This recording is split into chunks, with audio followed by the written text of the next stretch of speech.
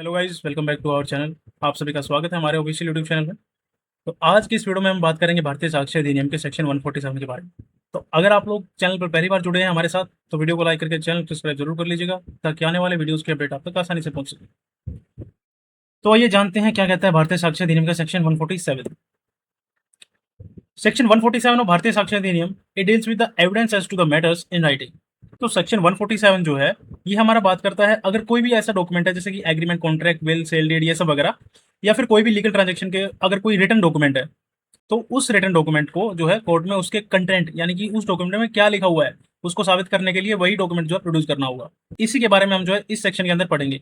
इसी को best evidence माना जाता है। ठीक है, तो आइए जानते हैं क्या कहता है भारतीय साक्ष्य अधिनियम का section 147। Evidence as to the matter in writing, as per section 147 of Bharatiya Sakshi Adhiniyam, any witness may be asked while under examination whether any contract, grant or other disposition of property। देखो हमने ये बात पहले भी पढ़ी थी, कहाँ पढ़ी थी आप सभी मेरे को कमेंट सेक्शन में बताना कौन से सेक्शन के अंडर हमने जो है ये तीन चीज पढ़ी थी। As to which his giving evidence was not contained in a document, and if he says that it was, or if he is about to make any statement as to the content of any document which in the opinion of the court ought to be produced, the adverse party may object to such evidence being given until such document is produced or until fact have been proved which entitle the party who called the witness to give secondary evidence of it।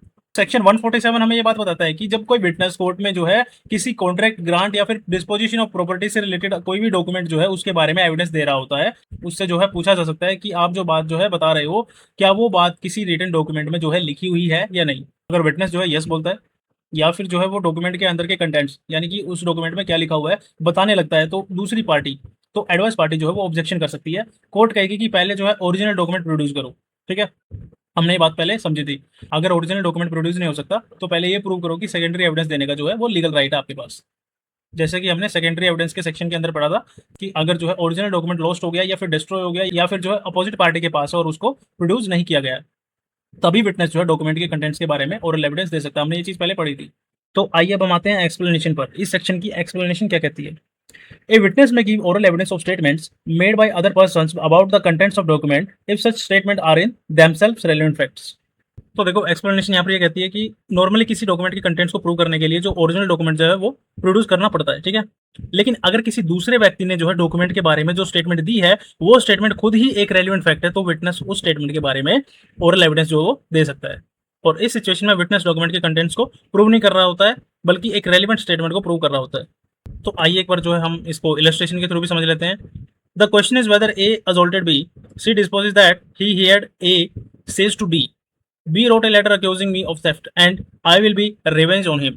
This statement is relevant as showing A's motive for the assault and evidence may be given of it, so no other evidence is given about the letter। तो आइए देखते हैं illustration क्या कहती है। यहाँ पर question जो है कोर्ट में ये है कि क्या ए ने बी पर जो है असॉल्ट किया था, और विटनेस सी जो है वो कोर्ट में आता है और कहता है कि मैंने ए को जो है डी से ये कहते हुए सुना था कि बी ने मेरे खिलाफ चोरी के इल्जाम लगाते हुए एक लेटर लिखा था और उसमें मैं उससे जो है बदला लूंगा।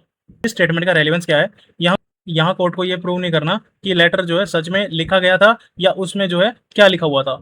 कोर्ट सिर्फ ये देख रही है कि ए को लगा कि बी ने जो है उसके खिलाफ लेटर लिखा था और इस वजह से जो है ए के मन में बदला लेने की भावना या फिर जो है आप मान सकते हैं कि मोटिव जो है एक जनरेट हो गया। इसी मोटिव की वजह से ए ने जो है बी पर असॉल्ट किया हो सकता है। इसीलिए ए का स्टेटमेंट जो है वो मोटिव प्रूव करता है और मोटिव एक रेलेवेंट फैक्ट है।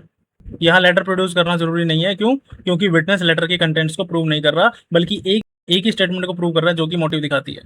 ठीक है, so thanks for watching guys, that's all over section 147 of Bharatiya Sakshya Adhiniyam. I hope you really enjoy this video, so don't forget to like share subscribe. Ajay Sharma लोग, आप सभी से फिर से मुलाकात होगी सेक्शन 148 के साथ। ठीक है, तब तक के लिए wish all the best, keep watching.